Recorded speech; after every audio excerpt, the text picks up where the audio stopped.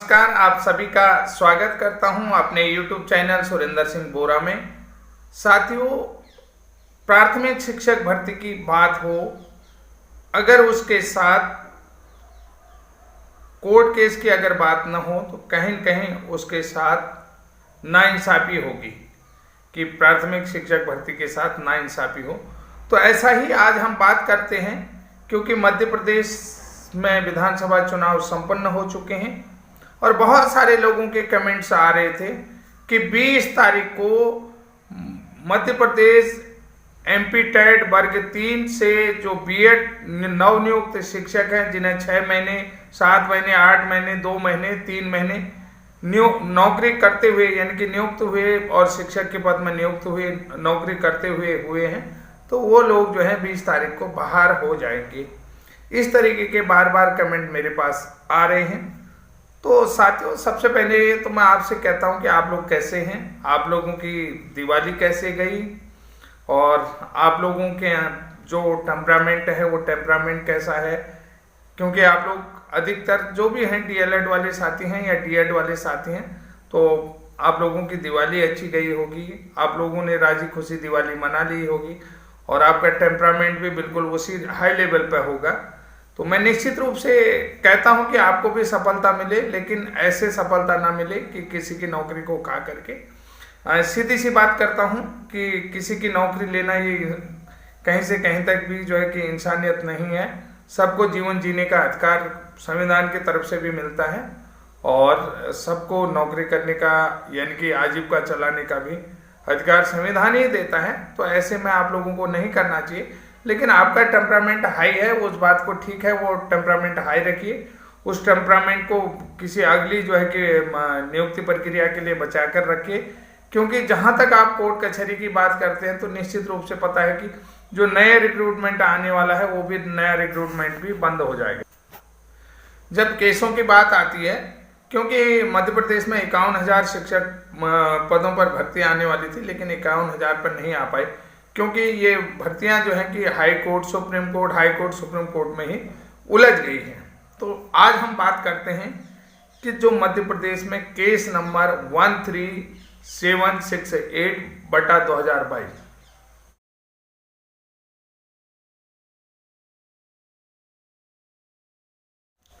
चल रहा है, MP BEd versus MP DEd high court case का अपडेट क्या है ये बता देते हैं।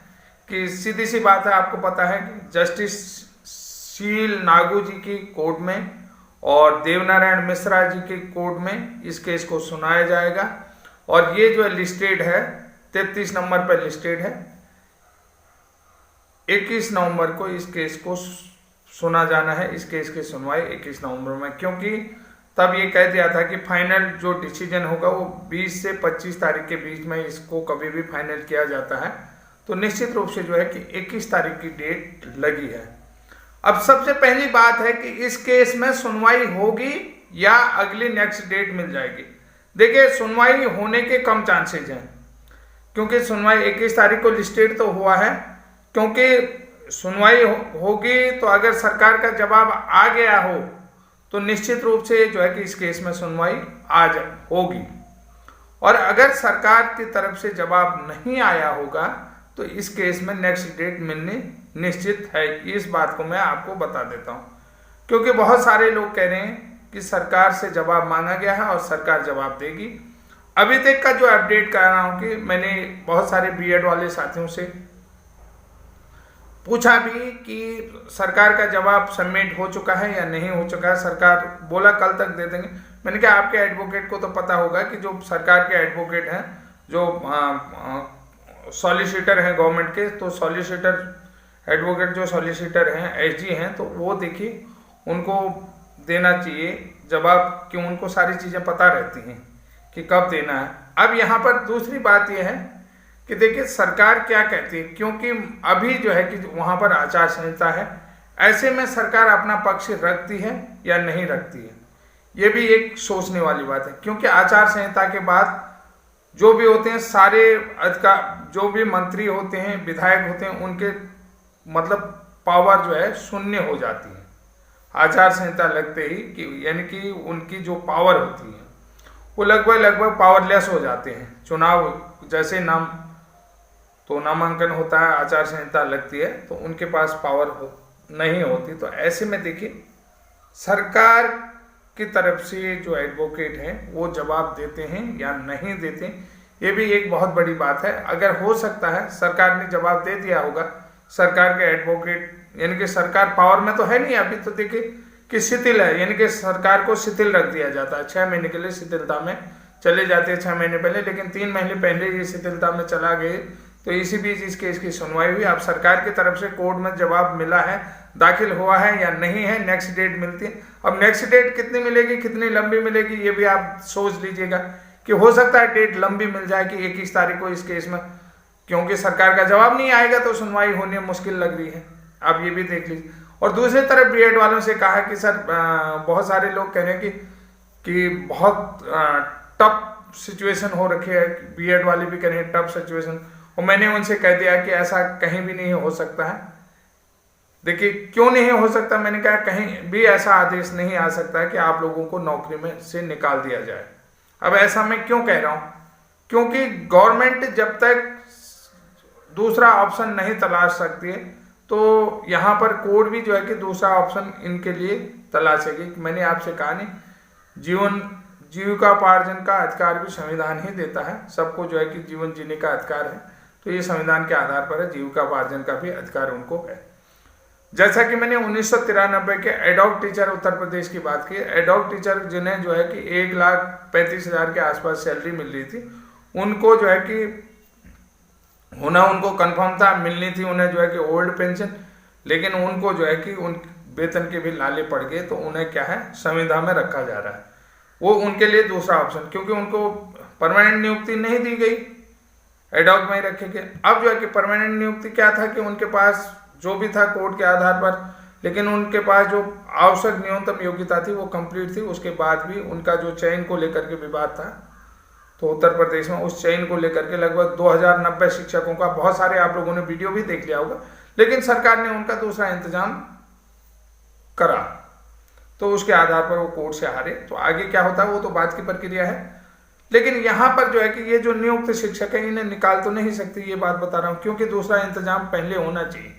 इनके लिए दूसरा इंतजाम होगा नहीं। अभी तक तो उन्होंने कहा कि जो लोग लग गए, हिमाचल की तर्ज में, कि जो लोग लग गए हैं तो वो यथावत बने रहेंगे, उनकी नौकरी बरकरार होगी। आगे से जो है कि बीएड वालों को नियुक्ति नहीं दी जाएगी। आगे से अगर बीएड वालों को नियुक्ति दी जाती है तो वो जो है कि 11 अगस्त 2023 के सुप्रीम कोर्ट के डिसीजन का उल्लंघन है, इस बात को कहा जाए। क्योंकि अभी सबसे पहली बात है कि 2 पॉइंट इसमें है। एक तो सुप्रीम कोर्ट में क्लेरिफिकेशन नहीं आया है। क्लेरिफिकेशन आपको पता ही है, बंगाल की तरफ से अर्नव घोष की तरफ से लगा हुआ है। अर्नव घोष बनाम जो है यूनियन ऑफ इंडिया के बीच में जो है वो केस लगा हुआ है, तो उसमें जो क्लेरिफिकेशन नहीं आया कि अब यहाँ पर देखिए डेट वैसे भी टलेगी वैसे भी टलेगी। सबसे पहली बात है सुप्रीम कोर्ट का क्लेरिफिकेशन नहीं आया। जो लोग जानना चाहते हैं कि सुप्रीम कोर्ट में अर्नव घोष की याचिका लगी है, उसमें क्लेरिफिकेशन नहीं आया, तो तब भी बोला कि इसमें डेट आगे बढ़ सकती है, ये बात मेरा अनुमान है। और दूसरी बात है कि अगर सरकार का सबमिशन नहीं होता, सरकार से जवाब मांगा है, सरकार ने जो है कि अपना काउंटर फाइल नहीं करा है, अपना जो है कि रिजोइंडर फाइल नहीं किया है, तो सोच लीजिएगा, तो तब भी इस केस में आगे डेट मिलनी है। तो साथ ही आगे कब और कितनी लंबी डेट मिलेगी इस बारे में मैं बात नहीं करना चाहता हूं, क्योंकि मैंने 3 पॉइंट आपको महत्वपूर्ण बनाया कि नेक्स्ट जो है कि अगर इनको निकालती है तो इनके लिए दूसरा क्या सोचा है सरकार ने, क्या सोचा है कोर्ट ने, उनके लिए उनका इंतजाम तो करना पड़ेगा। बहुत बड़ी बात है। 3 पॉइंट महत्वपूर्ण बातों पर बना हूं, उनका इंतजाम कहाँ होगा। दूसरी बात यह है कि सरकार ने अगर जवाब नहीं दिया होगा तो डेट वो होगी। और तीसरी बात यह होगी कि सुप्रीम कोर्ट में अर्नव घोष की याचिका में अभी क्लेरिफिकेशन नहीं आया, उसमें क्लेरिफिकेशन होना बाकी है। तो इस कारण से ये केस अभी जो है कि लंबा जा सकता है। इस केस में अभी फाइनल डिसीजन नहीं आ सकता है मेरे हिसाब से, मैं और के हिसाब से नहीं, क्योंकि इसमें डेट पोस्टपोन होने की लगभग फुल चांसेस हैं। तो साथियों, क्योंकि कुछ महत्वपूर्ण कारण हैं जो एडवोकेट भी समझते हैं, क्योंकि अर्नव घोष का क्लेरिफिकेशन है, उसके बाद हो सकता है फाइनल हो जाए, इस बात को हम कह सकते हैं। तो तब तक के लिए साथियों आज इतना ही। और ये मेरी जानकारी आपको कैसी लगी, निश्चित रूप से मध्य प्रदेश के साथियों से, चाहे डीएड वाले हों बीएड वाले हों, अधिक से अधिक इसको शेयर करें और अधिक से अधिक इसमें कमेंटों के माध्यम से अपने जवाब मुझे देने का प्रयास करें। तब तक के लिए जय हिंद, जय उत्तराखंड।